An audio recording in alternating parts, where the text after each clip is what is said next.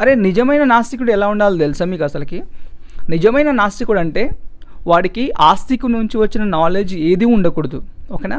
ఒక మనిషి పుట్టిన తర్వాత వాడికి లాంగ్వేజ్ మాట కూడా ఒక ఆస్తికు నుంచే వస్తుంది, ఓకేనా? అది కూడా వదిలేయండి, అది ఉండకూడదు. ఒకవేళ మీరు పెళ్ళి చేసుకున్నా పెళ్ళని వదిలేయాలి, ఎందుకంటే పెళ్ళి అనేది కూడా ఒక ఆస్తికునికి ఒక ధర్మానికి సంబంధించింది, ఓకే? అది కూడా ఇప్పుడు పెళ్ళి నీ కాలేదనుకో, పెళ్ళి చేసుకోకూడదు. పెళ్ళి అనేది కూడా ఒక ధర్మానికి సంబంధించింది, ఒక మనిషి ఒక పద్ధతి ప్రకారం జీవించడానికి పెట్టుకునే నియమం అది. మీకు ఎటువంటి నియమాలు ఉండకూడదు, ఫ్రీగా బతకాలి కాబట్టి కుక్కల్లాగానే ఉండాలి మీరు కూడా. వాటికి కూడా పెళ్ళిళ్ళు అవసరం లేదు, మీకు కూడా అవసరం లేదు, ఓకేనా? సో ఒకవేళ పెళ్ళిళ్ళు చేసుకున్నారనుకో బరువులు బంధాలు బాధ్యతలు వస్తాయి, అవన్నీ మీకు ఉండకూడదు. ఇవి అసలైన నాస్తికుని లక్షణాలు, ఓకే? ఒకవేళ మీరు ఇవన్నీ వదిలేసినా కానీ సరే, మీ చదువు ఎవరైనా కావాలి నేర్చుకున్నారు అనుకోండి, మీరు అప్పుడు ఏం చేయాలి తెలుసా?